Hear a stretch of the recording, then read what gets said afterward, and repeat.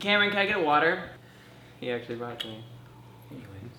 Alright, welcome back everybody to the Caleb Marshall channel. I have one of my very good friends from college with me, Mr. Brian. Now, hold on, because you've changed your name on Facebook like 6 times. So is it Brian Cohen? It was Cohen Brian, it was Brian Cohen, but it's actually Brian Cruz now. That's my thing. I literally don't know how to find him anymore on Facebook. Today, I wanted to kind of talk to you guys about more of mental health, because I've been talking about my anxiety lately. And so, my friend Brian here, you deal with what, anxiety and depression? Or? Anxiety and depression, yeah. It's been going on since I was younger. Yeah. So, like, I thought it'd be really interesting to talk about, because for me, now that I acknowledge I have anxiety, like, I realized I had it really my entire life, but I never knew what it was. Yeah, I mean, it's one of those things where you don't really know how to go about it, especially when you're young. It doesn't seem like it makes sense at all. Yeah. When I started to first go through it, like, for me, that was college. I remember, having my first panic attack when I was like in my senior year of college, and so I was very confused because I was like, I thought I was grown, I thought I was out of this, and so I feel like my whole kind of the way I viewed the world just like shifted in that moment. I just became like a scared person. It was weird for me to kind of talk about it first because I felt very like isolated and very alone. So I remember even finding out like when you dealt with it, I was like, what? Like, I did not think like you would have had those feelings. Like, when I found out you also had the same kind of issues, I was like, wow, I feel like more connected and not so alone. And I think that's something that's very important because it's very isolating and uncomfortable, and you feel like people will think you're crazy if you talk about kind of how you feel. I feel like we're having a coming out story right I now. know, right? Like a mental health coming out story. Yeah, exactly. There are so many people that, you know, everything's cool on the outside, but when they go home, it's like they're home alone and they start thinking about their thoughts again, and it changes. And that's the thing that I think is really important about mental health and understanding it, is that no matter what face you're wearing, you don't understand what this person's going through ever. Yeah. So that's what's so weird, especially because we both do stuff on camera. We're both like performers, and so like literally it's our job to get up there and pretend to be okay or put on this face. And so people are, I think, especially so confused when we talk about, you know, dealing with it, because they're like, what? How? Like, yeah, I would never have thought that. You seem so happy or so great, like on camera. And I think that's like the number one response that I get when people are like, oh, like I would have never known, you know? It's such a thing that people hide. And that's why I think it's important to have the conversation about it and why to open up, you know? I mean, there's so many people that struggle with it. As you can see, like recently with like celebrities even struggle with it. No matter what status you are, people are gonna go through their own thing. Yeah, no, that like triggered me hard when I, like, cause then my anxiety's like, oh wow, like what if it gets so bad that you become like one of these tragedies, and like, and that's the thing. It's like you never know what's gonna happen. Like, like you could have something pretty catastrophic happen to you, and you don't know how you're gonna react to it. Like your mind it's crazy. Yeah, it is. And I wrote a blog post not too long ago, and I was like, instead of like me feeling like I'm crazy, I'm like, no, anxiety is crazy. Like, these feelings are crazy, and the fact that we can recognize that, it like shows that, you know, we are not crazy. It's the separate, it's the anxiety that's so wild. And I think now it's becoming more of a topic that people are bringing up, which is great. It's still a slow moving topic, but it's at least getting, you know, brought up. Well, and too, I mean, as far as talking about it, like growing up, I came from a family where mental health was very much like, get over it, there are real problems. Like, my grandpa was in the war, and he was always like, real problem is like, he's gonna get so mad. He's like, you know, he like had Agent Orange and like saw people actually die, and so like, I feel like in my family's world, it was very much like, get over it kind of thing. For me, I come from like, my dad, he came here when he was an immigrant. Like, he was 18 when he came to the United States, and he has a very different view of masculinity in general and also mental health. He thinks that by exposing that you have a mental health issue or saying that you're upset or sad, that it's not a masculine thing, and that, you know, you're lesser, or like you're weaker.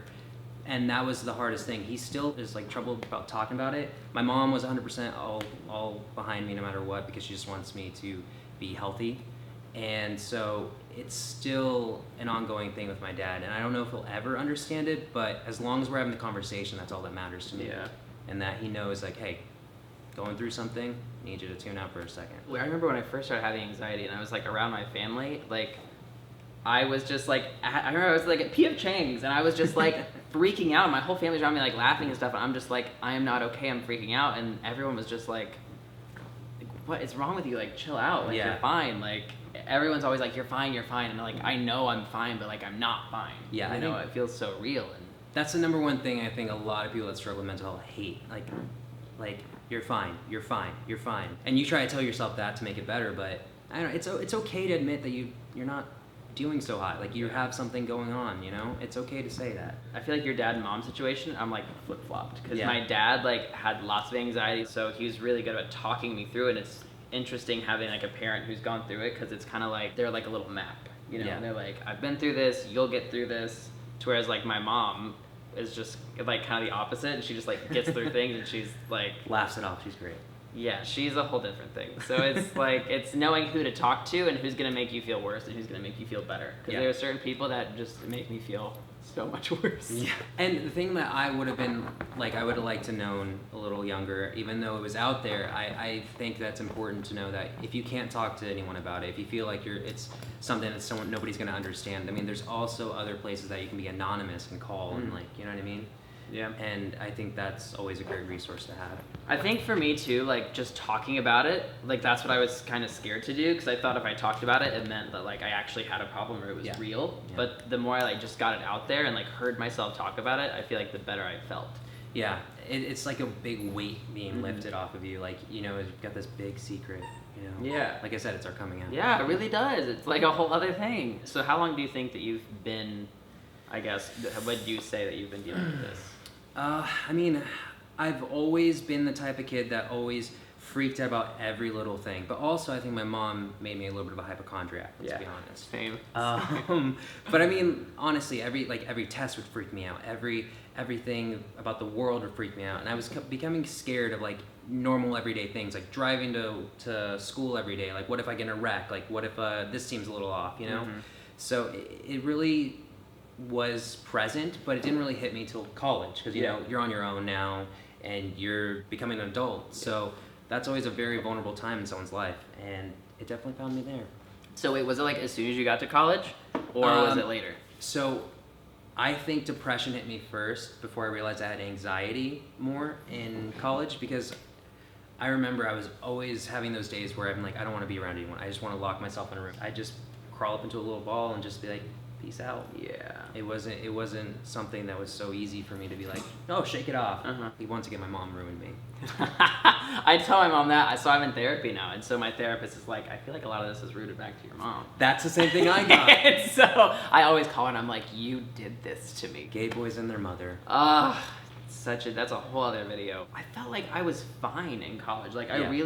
I didn't notice it. I think I was just like in the moment having fun, like whatever, and then like one day it was like a switch flip for me. So like it wasn't as much of a gradual progression as it was like my world just got flipped up. Like someone just pulled the rug out from under me. Yeah. I remember going to the doctor the next day after the panic attack, and I was like, I think I had a heart attack. Like, I think I had a heart, like, you need to, like, do something. But the doctor there, it was so stupid. He literally just gave me, like, the highest possible dose of, like, Zoloft or something. Instead, he was like, you'll be fine. I've seen this so many times. No, that's another important thing. I thought by taking my first antidepressant, I'd be like, yay, everything's fine. It'll be great. And then it wasn't. I had to get a little bit more of a dosage because it was too low for what I was doing. And it would just make me, you know, it really brought me to a lower point when I first started antidepressants. So you have to give antidepressants a little bit of time before you're like, nope. Yeah, I mean, there's so many different ways to cope. I started going to therapy. I make sure I have to exercise. I eat well. I've been doing meditation. Like that really helps. I have been taking CBD. It's like all of these things. I got a dog. It's like, yeah, there are a lot of things that kind of come together. It's not like there's a one thing that fixes it. And I think that's what's so hard for people is they just want this magic pill that's going to do the work. And it's literally a constant daily thing of you figuring out how to cope and how to recognize what's going on. Yeah. So like you're taking a proper action and not having the wrong reaction. Exactly. And like you said, you have to also put in the work for it too. It's not like just do it and be done. Like it's not one thing's going to fix it. When I was going through this dark period is when I started thinking about the short film. I just did a short film about mental health, and you watched it. I did watch it, and first of all, the link is below. You guys can watch it for yourself. It won. What's it won? So it won Best Microfilm and also Best short film shot on a mobile phone. I shot it all on my That iPhone. is so wild to me. It looked so good. Like I would never have known it was shot on an iPhone. It was. I shot it in one weekend. I felt like I was going through another, low point. And like I say in my film, it comes in waves, like with depression and anxiety. Yeah. You never know how big it's going to be crashing or anything like that, but you know that it's coming. You feel it sometimes, you don't, but I hate that. I usually hate feel knowing it. it's coming. Yeah. Because I'm like, I have to fucking buckle up, bubby. Yep. Bubby? I think I'm going to say, buckle up, buddy. When I made it, I wanted to really just do it in a way that I thought would make sense to other people, because I wanted it to not also just be like something like, oh, I'm an artist, Mm-hmm. but I wanted it to be like something that could help someone and something that makes sense to people. And I actually got a lot of outreach about it, and it was great. That's the first thing I noticed about like when I saw it was like how much I was able to connect with it. I haven't gotten to the point where I'm like, I think I have depression, but I was able to connect so much with just the things you were saying, the thoughts you were having. And so it just, again, I think it's just, it helped people feel so much more normal and connected by talking about the things that are not normal. Yeah, exactly. There was this one guy that reached out to me, and he's like one of those like very like, I don't talk about my feelings. Yeah. I'm a dude.